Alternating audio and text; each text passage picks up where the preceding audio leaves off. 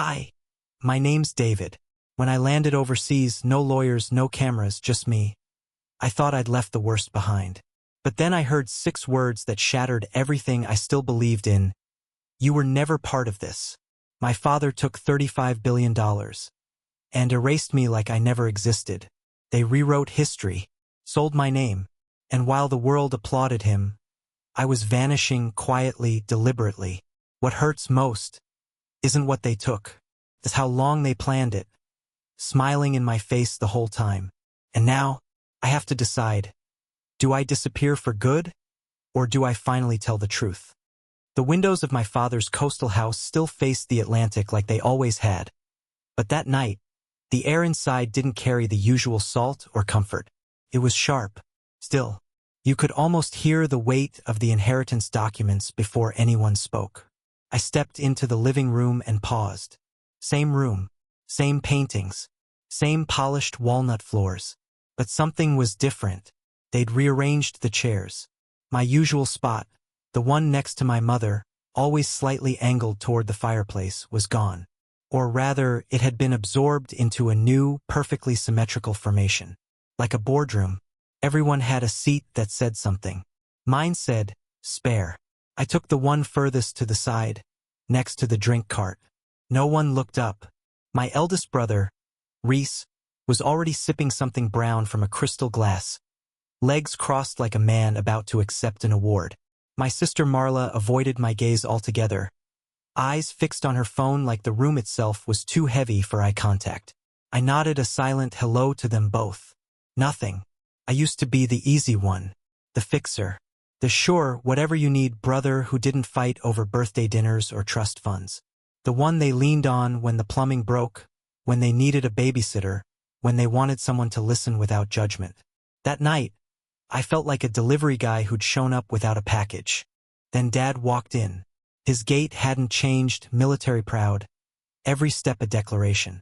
He didn't sit. He stood by the fireplace, glanced around the room, and launched straight into it. "Thank you all for being here," he said. His voice carried that same executive polish he used on corporate calls. "As you know, the full transfer of control and ownership of all family-held assets, totaling approximately $35 billion, will be finalized as of midnight tonight." Not a tremor in his voice, not even a flicker toward me. He continued, "Reese will assume majority voting rights across all major holdings. Marla, you'll chair the education fund. Your names are already on the documents. Legal's been notified." I waited. A pause. A moment. A nod in my direction. It never came. He was talking about me in the third person. "Miles," he said flatly, "will be stepping away from fiduciary duties entirely. No active involvement moving forward." It didn't register. At least not immediately. I was trying to do the math. The meaning behind the sentence. Was this a temporary reassignment? Was there a clause I hadn't read? I opened my mouth. Quietly. "Dad," I said. He cut me off. No eye contact. "This isn't open for discussion." My lips parted again, but something in his face stopped me. He wasn't angry. He was done. The room went quiet again. Reese didn't look at me. Marla twirled a strand of her hair like we were on pause and she'd switched to background processing. I felt my spine straighten, almost involuntarily. "Could you just clarify something for me?" I asked. "Am I being removed from the trust or just—" "Removed," he said, and this time he was looking directly at me. "Let's not pretend you ever belonged in it." My breath caught, not because of the words, because of the smirk. He said it like a joke, the kind of joke that punches you in the stomach. My body rose before my mind could stop it. I stood, not in anger, not in protest, just stood. I needed air, a beat, a second to understand if this was happening in front of me or in some fevered version of a nightmare. And that's when he walked over. Close, too close. He reached up and adjusted my collar, straightening it like a child's. Then he leaned in, whispered something, loud enough for the whole room to hear. "You'll always be the mistake your mother couldn't fix." I didn't move. Couldn't. There it was. The sentence that split my chest open without using a single blade. Everyone heard it. Nobody flinched. I looked to Reese Stone. Marla, shrinking into her seat like she wished the couch would swallow her. I didn't belong to this family anymore. But the truth was, maybe I never had. He stepped back. And just like that, the heat of his body was gone, replaced with that sterile cold of legacy and money and expectation. Then he laughed. Not loud. Just a quiet chuckle to himself. Like I tripped on my way in and this whole night had been a joke. You'll be staying in the guest house for the weekend, he added. After that, arrangements have been made. A house out west. I've already wired the funds. So that was it. An exile gift wrapped in generosity. I didn't say a word. There was nothing left to ask. Every part of me wanted to scream, demand answers, reclaim space, but something else held me back. A darker voice. One that said, "This is who they are. This is who you've always been to them." I nodded, walked to the door. No one followed. No one called out. I didn't slam it behind me. That would have felt like trying too hard. I stepped into the night. The wind off the ocean slapped my face, colder than I remembered. I thought that was the worst thing my father could do to me. I didn't sleep. I sat in the car I'd driven to the house. Engine off, headlights dim. It was nearly midnight, but I hadn't noticed how dark the sky had gotten until I couldn't see the end of the driveway anymore. The gate was still open. I could leave any time. I just didn't know where to go. The silence in that car was louder than anything I'd heard inside the house. I kept seeing the scene play out again. Not in order, but like pieces of a shattered plate. My father straightening my collar. The words, "You'll always be the mistake your mother couldn't fix." Reese's empty stare. Marla's silence. I gripped the steering wheel so hard my knuckles went white. Then I let go. I couldn't tell if I was shaking because I was cold or because my body didn't know what to do with the shame still stuck in my throat. The kind of shame you don't even think you deserve until they say it enough times and suddenly maybe you do.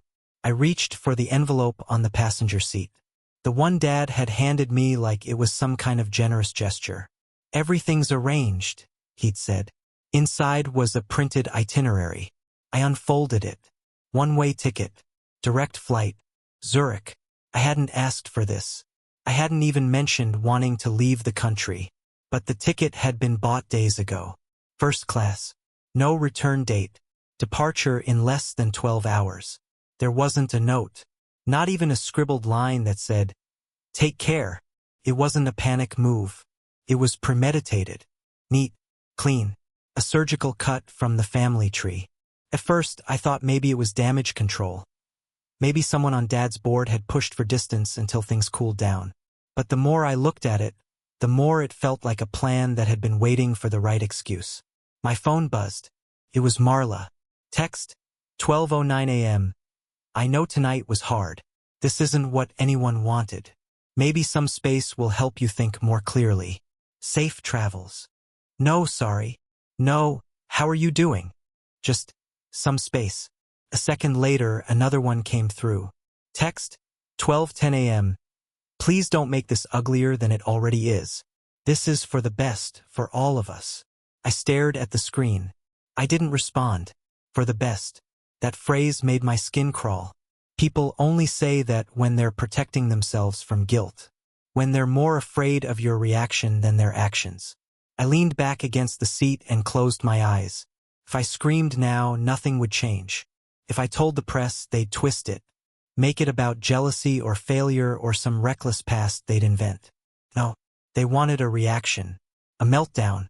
Something to point at later and say, "See? That's why he couldn't be trusted." I wasn't going to give them that. There's a kind of power in silence, not the silence of surrender, but the kind you choose because you know they expect you to fall apart. I sat in that car until the sun cracked the sky open. Around 6:15 a.m., I drove back to my apartment. I didn't bother showering. I didn't make coffee. I walked in, turned on the lights, and pulled out a suitcase from the back of my closet. The thing was dusty. I hadn't used it since the conference in Seattle 2 years ago. It still had a baggage tag wrapped around the handle. Packing wasn't hard. I didn't have much worth bringing. A few clothes, a notebook, my passport. One framed photo, Mom and me, taken when I was 10. We were at a beach in Cape Cod. The same one where Dad had taught Reese how to sail but told me to stay on shore. I stared at the photo for a moment, then tucked it face down into the bottom of the suitcase. There were books I left behind, clothes I didn't care about, and one drawer full of cards, birthday, graduation, Father's Day, that suddenly felt like evidence in a trial no one was watching. By the time I zipped the bag, I realized something unsettling. Almost nothing in that apartment felt like it belonged to me. It had been filled with placeholders. Stuff for a life I was supposed to be building, not actually living. The envelope sat on top of the suitcase like a period at the end of a sentence I didn't write. I picked it up, folded it carefully, and slid it into the outer pocket. Then I stood there, suitcase at my side, staring at the front door. No one was coming. No one would stop me. But this wasn't peace. This wasn't healing. This was exile wrapped in the language of what's best. I told myself leaving didn't mean I agreed with them. But as I moved through the terminal toward my gate, a strange numbness settled in my chest. Not pain, not even resentment, just silence. The airport was half asleep. Somewhere between the midnight crews mopping tile floors and early travelers dragging suitcases behind them like old regrets. I was just another body in motion. They called my boarding group. I moved with the crowd, not fully aware of my steps. Like my feet remembered something my mind didn't. I didn't make eye contact with the flight attendants. I didn't look back.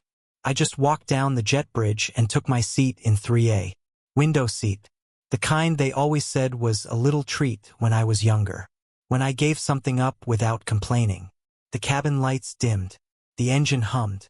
Everyone around me buried themselves in neck pillows, headphones, or complimentary glasses of wine. I sat still, eyes open. It wasn't just last night playing in my head anymore. The memory reel had shifted. Older images flickered. Familiar ones. The first one that came was from when I was 9. We were supposed to go to Disney World.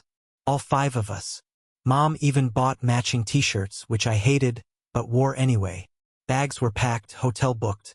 But 2 days before the flight, Marla got sick. Not life-threatening, just a bad flu. Dad pulled me aside. "You're the big brother," he said.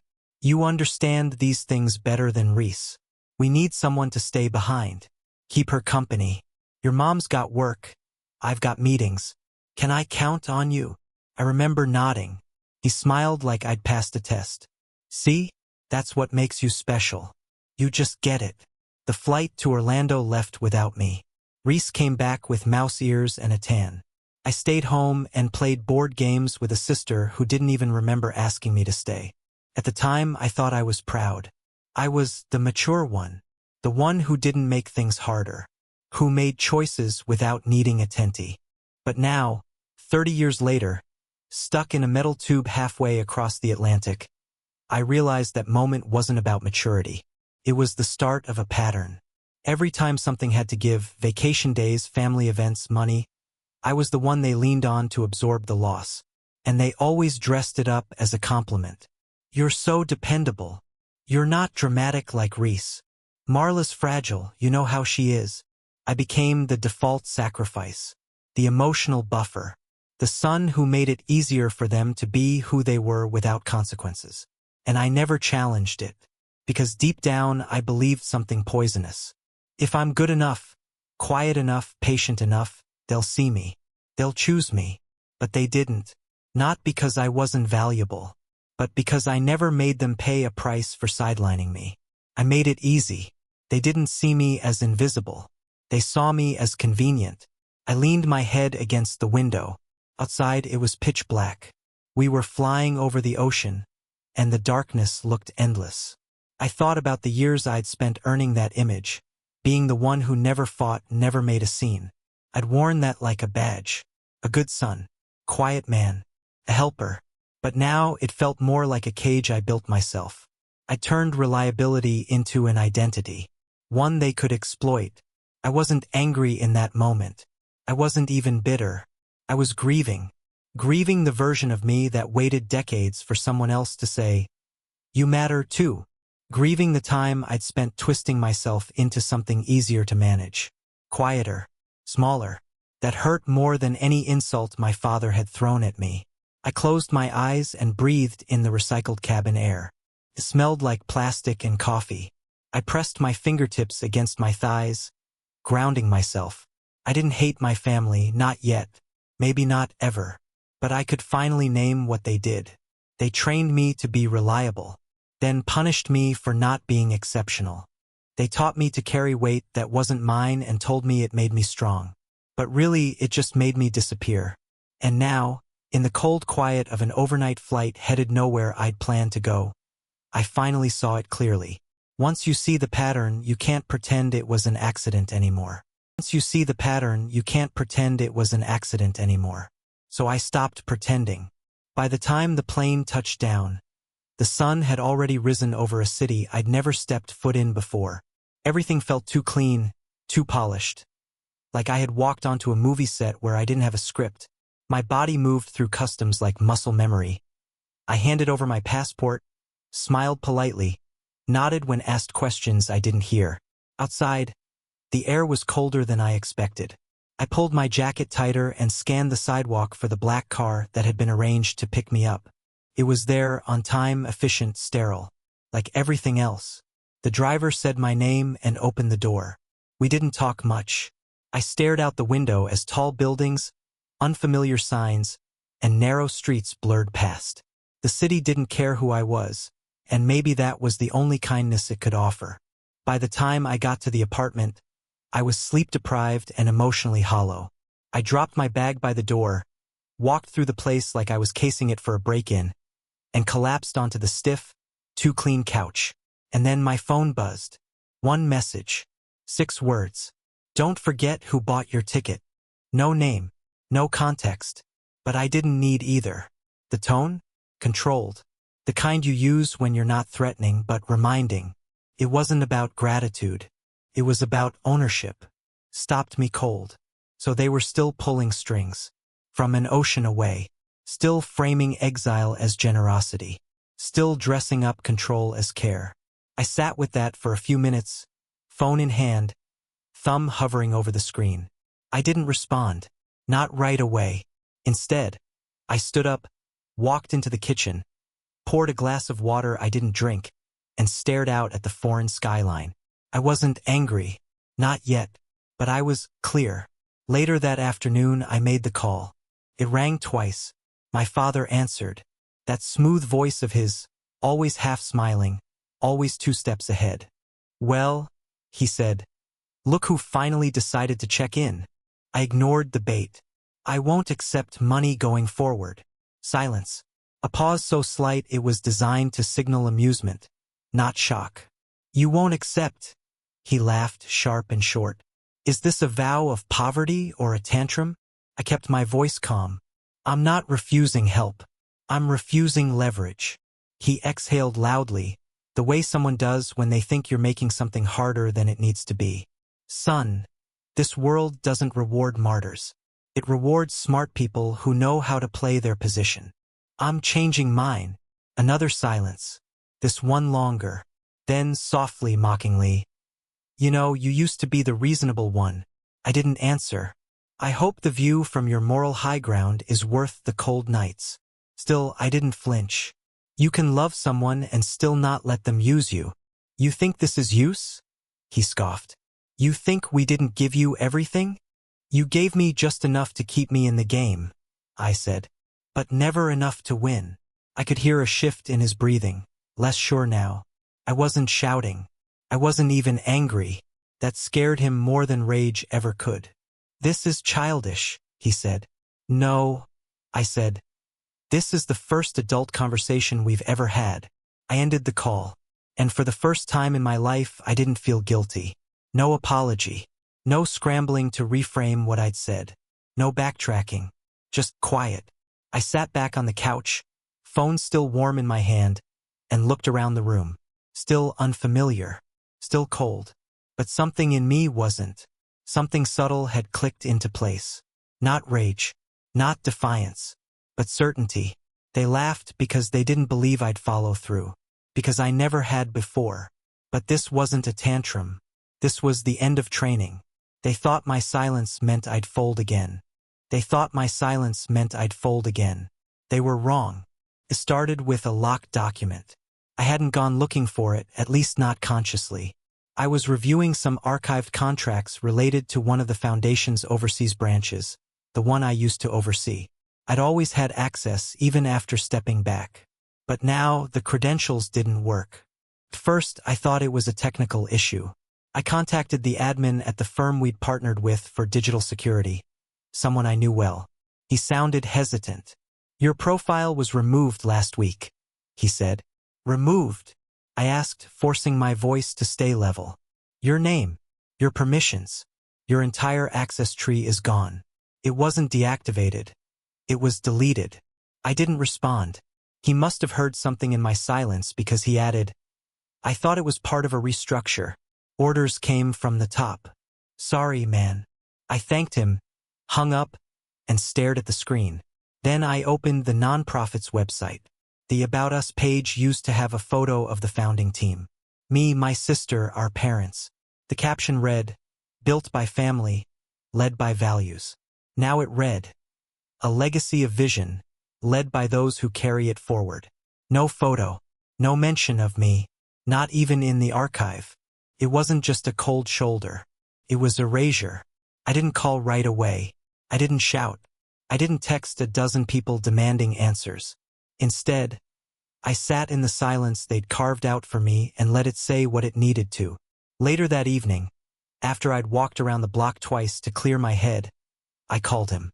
He answered after the second ring. Still adjusting to the time zone? His tone was casual, bored even, like we were talking about groceries. "I found something today," I said. Or rather, I didn't find something, me. A pause. Then, that's all. "You're overreacting." "Am I?" "You're not part of the active structure anymore." It made sense to streamline. "You mean erase?" He sighed like I was exhausting him. "Don't turn this into a thing." "It is a thing. You rewrote history." He didn't hesitate. "You were never part of this." There it was. Flat. Final. Like brushing dust off a table. I didn't hang up right away. I let the words settle in the space between us, each one a weight pressing down on the years I'd given, the things I'd given up. "I see," I said. "Now I do." "Good," he said. "Let's keep things clean moving forward." I ended the call. I sat there, in the rented apartment's kitchen, staring at the faucet like it might offer an answer. No one else was around. No witnesses to the moment everything split open. I didn't cry. That would have been easier, honestly. Instead, I just felt hollow. I thought of all the moments I had defended them, even to myself. The times I'd said, "They don't mean it that way. They're just under pressure. It's complicated." None of that helped me now, because this wasn't a moment of heat or misunderstanding. This was intentional. I didn't move for a long time. When I did, it was only to pour a glass of water, take a sip, and then set it down untouched. That night, I didn't sleep. I lay in bed, drafting messages I never sent. One to my sister. "Do you know? Did you agree to this?" One to my father. "You said I was the reasonable one. Maybe that's why you thought I'd accept being erased quietly." And one to myself. "Maybe they were right about you." I deleted them all. At one point, I thought about flying back, showing up unannounced, making a scene. But that wasn't who I was. And if I started now, I'd be doing it for the wrong reason, just to be seen. No, I realized silence wasn't just something they used. It had become my own refuge too. A place to hide from the responsibility of speaking up. I stood at a crossroads. I could stay in the quiet, let it swallow me, let them define me by my absence. Or I could draw a line. Not a public declaration. Not a dramatic post. Just a quiet vow to myself, in the dim light of that unfamiliar kitchen. I wasn't going to let them own the story. Not anymore. I wasn't seeking revenge. But I wasn't going to protect their version of the truth either. I opened a blank document. I didn't title it. I just began. I didn't know how I'd push back yet, but I knew I wouldn't stay silent again. I didn't know how I'd push back yet, but I knew I wouldn't stay silent again. The next morning, I got up early. The kind of early that used to mean something when I was back home, when the world was still pretending we were all on the same team. There wasn't much noise in the apartment, just the hum of the fridge and the occasional hiss of wind slipping through the old window seals. I brewed a cup of coffee, black, no sugar, sat at the small table by the window, the same spot where I'd stared blankly for days, wondering what went wrong. But this time I opened my laptop. I didn't start with emotions. I started with dates, emails, wire transfers, meeting minutes, drafted policies.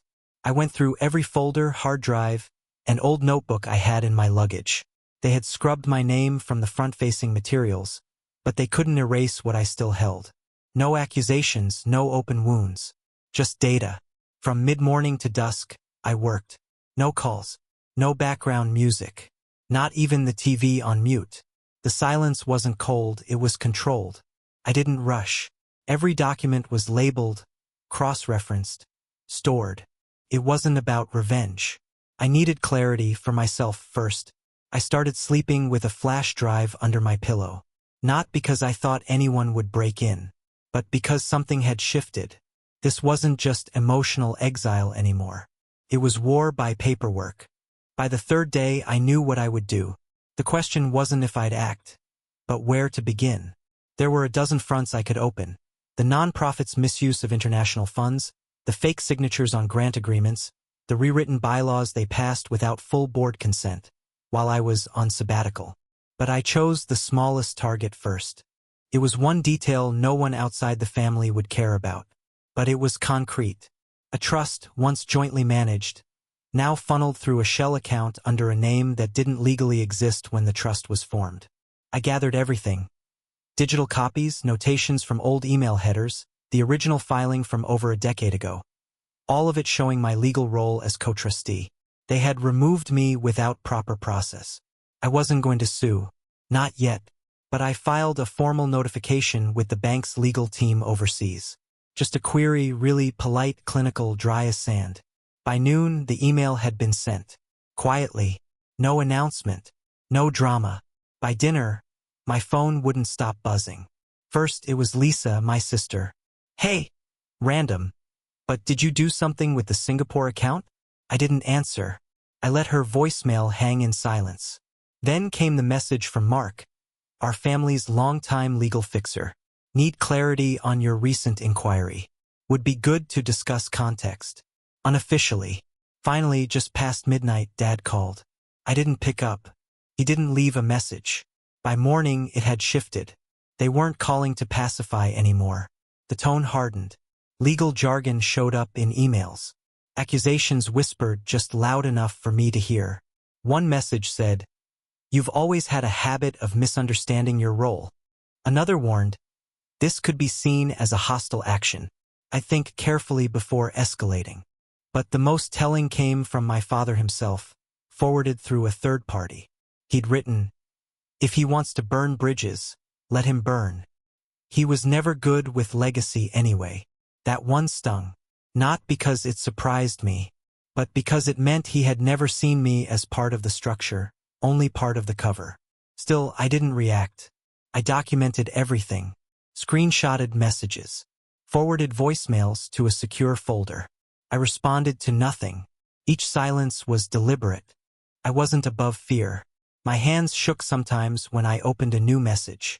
There were moments I had to step away from the screen, just to catch my breath. But I never responded in anger. Not once. That's how I knew something fundamental had shifted in me. I wasn't trying to be heard anymore. I was making it impossible for them to pretend I didn't exist. They thought I'd keep absorbing the weight, that I'd fold under the pressure like I had before, out of guilt, out of fear, out of some warped version of loyalty. But this time they'd miscalculated. Because for the first time I wasn't defending myself. I was standing still, letting the dust settle around me while they scrambled. And I wasn't doing it for their attention. I was doing it to survive on my own terms. That's when they stopped trying to control me and started trying to destroy me.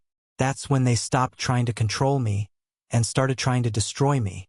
It started on a Thursday. I woke up to more notifications than usual, emails, messages, a couple of missed calls from numbers I didn't recognize. I figured it was the fallout from my last move, so I made coffee, sat at the desk, and opened my inbox. I wasn't ready for what I saw. The subject lines hit me first. Disappointed, concerned, thought we knew you better. Then the attached messages, some from extended family, others from people I hadn't spoken to in years. This doesn't sound like you. Are you okay? I really hope the money isn't what this is all about. You're still family, even if you're acting like you're not. I clicked through, each one pulling a little more oxygen out of the room. By mid-morning, a public post was circulating. A polished, careful statement from my father's team. They used all the right words. Unfortunate misunderstanding. Temporary estrangement. Concerns about emotional well-being. And there it was, the gentle but unmistakable implication that I was unstable. They'd gotten ahead of me. This wasn't panic. It was strategy. I leaned back in the chair, blinking at the screen. This wasn't a family argument anymore. It was a campaign. My silence, my distance, my refusal to play along. It had given them space to fill in the blanks. And they filled it with doubt, then pity, then quiet condemnation. The next 24 hours moved fast. I started seeing my name pop up in places it didn't belong. In newsletters, in side conversations forwarded to me anonymously. Even an old colleague emailed to say, "Hey, I saw something weird about you on LinkedIn. You might want to check it." I did. A clarification had been posted on the family's professional page, subtly rewriting my past roles. Words like former contributor, previously involved, limited participation. They hadn't removed me, they had minimized me. It was calculated, quiet erasure. I kept calm on the outside, but inside something twisted tight. When I tried calling Lisa, it rang twice and went to voicemail. Mark didn't reply to my emails. Even Jenna, someone who once called me her rock, sent a single-line text. This isn't the way to fix things. Fix what exactly? My absence? My refusal to lie? I spent most of that day walking. Not with purpose. Just to keep moving, keep breathing.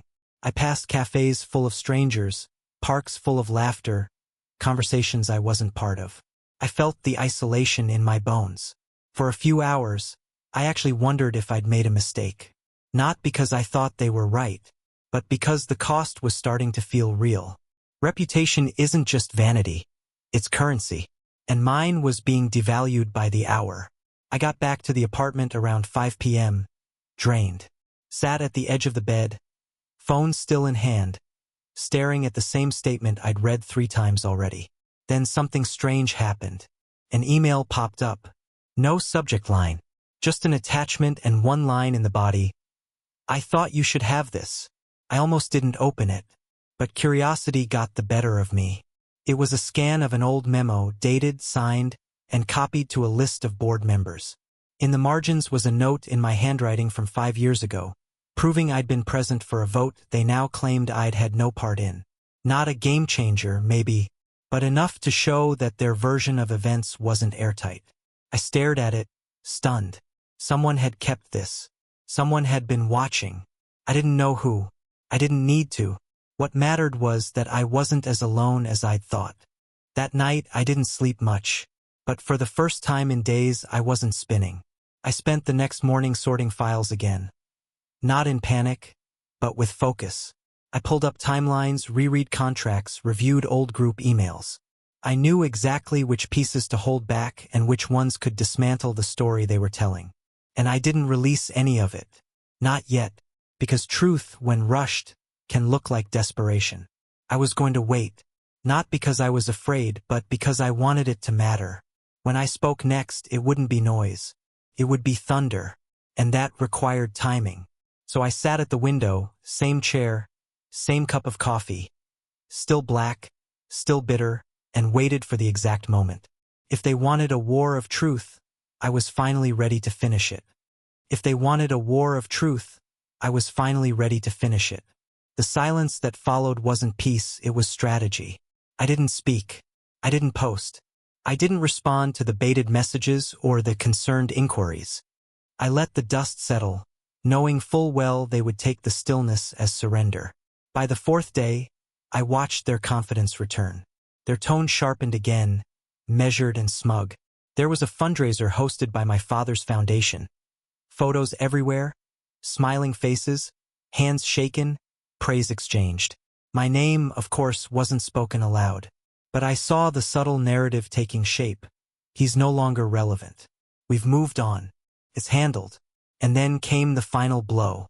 Just after 10 a.m., I received a forwarded press release. A crisp, carefully worded document distributed through a legal firm. It referenced a disturbing pattern of erratic behavior by a former family associate. No name was given, but the allusions were unmistakable. They cited unauthorized access to private records, emotional volatility, and a vague mention of an unresolved mental health history. Clean, deft, designed to end me without ever using my name. I sat back and stared at the screen. The breath caught in my chest wasn't fear. It was something colder. I felt tired. For a moment, I actually wondered if I should just disappear. Let them win. Let them have their history, their spotless version of events. But only for a moment. I closed the laptop, stood up, walked the full perimeter of the apartment 3 times. Then I made tea slowly, methodically. I wasn't rushing into reaction. Not this time. Instead, I changed the plan. Originally, I had intended a slow release, breadcrumbs, context, questions raised subtly over time. But this wasn't that kind of battle anymore. They'd made it clear. They weren't afraid of dragging me through the dirt. So I stopped trying to be diplomatic. At 2:14 p.m., I sent one file. Just one. A notarized document from 5 years ago, bearing my father's signature, mine, and a legal statement confirming shared decision-making authority on the family trust. Directly contradicting what they had been implying for weeks. No commentary, no threats, no hashtags. I simply uploaded it to a public legal archive and waited. By 4 p.m., my phone started lighting up. First, it was a single message. Did you post this? Then another. Where did you get this? And by the time the third came in, this changes everything. I knew the air was shifting. By early evening, a quiet murmur had begun online. A few independent journalists picked up the document, cross-referenced it with the Foundation's own filings. Questions started appearing in comment sections. The kind they couldn't delete. No one was screaming. No scandal was exploding. But the tide was moving. I watched it all unfold from the back corner of a quiet cafe. My laptop open, earbuds in, untouched coffee growing cold. I didn't feel victorious. I felt empty, drained, like someone who had just finished crawling across glass and wasn't sure whether they were still bleeding. Then came the final ripple. A statement, this time not from a firm, not wrapped in legalese. It came directly from my father's publicist. It read, in part, "We regret any miscommunication regarding historical roles within the organization. We remain committed to transparency and healing." Healing. That word hit harder than I expected. They'd spent weeks trying to destroy me. Now they wanted healing. But I didn't reply. Not to them. Instead, I sent a short email to my attorney. 5 words. Release Phase 2. No edits. Because the first drop was the door. The rest was the light. A few hours later, while the world was still digesting what had surfaced, I took a long walk by the river. The sun had set, and the city lights shimmered off the water. I didn't feel pride. I didn't feel satisfaction. What I felt was done. Not finished with the fight, but done pretending this was ever a misunderstanding. They had tried to end me, and instead, they'd shown me exactly what they feared most. The truth, quiet and undeniable. Something inside them cracked that day. Publicly, irreversibly, and something in me stopped trying to hold it together. I didn't know if I'd won, but I knew I was finally free. The first time I woke up without checking headlines or messages was a Tuesday. The house was quiet. No buzz of alert. No pounding pulse in my throat before I even opened my eyes. Just light coming in through the blinds and the soft hum of the refrigerator in the kitchen. Months had passed since that final release, the documents, the signatures, the timelines. Nothing more needed to be said after that. They didn't deny it. They didn't respond publicly either. They did what they always did. They closed the door and kept walking. The world didn't explode. No press conferences, no jail time, no big family reckoning. Just space. The story died down the way most things do. People moved on. And me? I didn't look back. I returned to the States quietly, stayed with an old college friend for a while, then rented a small place not far from where I grew up. Ironic, maybe, but it didn't feel like irony. Felt neutral. That was new. I didn't have to avoid the city. I didn't need to hide. I was just a man walking into a grocery store, waiting at traffic lights, picking up dry cleaning. No more whispers behind my back. No more explanations rehearsed in the mirror. The storm had passed, and I was still here. But not everything survived the quiet. My sister never reached out. Not once. I'd heard, through mutual acquaintances, that she told people she was keeping boundaries and protecting peace. I didn't blame her, but I didn't chase her either. That part of me, the one that used to beg for scraps of acknowledgement, a seat at the table, I buried him with the headlines. My father, well, he remained exactly who he always was. No apology, no confrontation, just absence. A vacuum where a father should have been. He stayed in his polished world with curated speeches and selective truths, pretending he never had a son with questions worth answering. Some relatives tried to bridge the gap, awkward phone calls, hesitant invitations to holiday events. But when I declined, they stopped trying. It didn't hurt, not like before. It just confirmed what I already knew. Family, when tested, is not defined by blood, it's revealed by behavior. Still, grief has a funny way of showing up uninvited. One afternoon, I found an old watch in a drawer I hadn't opened since moving in. My mother gave it to me when I graduated college back when she still laughed without watching his reaction first. It didn't work anymore, but I held it in my palm like it might tick again if I believed hard enough. That moment reminded me of something my father used to say when we were younger. Time doesn't heal, it erases. If you want to remember, write it down. I used to believe him. Now, I just think he was afraid of silence. That watch doesn't define me anymore. Neither does their absence. Kept it, though. Not out of sentiment, but because it doesn't hurt to remember, as long as you don't expect it to explain everything. That's what healing actually is. Not forgetting. Not forgiving for the sake of politeness. Just remembering without needing it to make sense anymore. People sometimes ask me what I think about family. I usually just smile and let them talk. But if I'm honest, here's what I believe now. Family without honesty is performance. Obligation without love is captivity. And silence, it might keep things peaceful, but it doesn't make them right. I learned to value distance. To let quiet be my boundary, not my punishment. The life I live now isn't glamorous. I write a bit, teach part-time at a local community college. I make coffee in the mornings, not statements.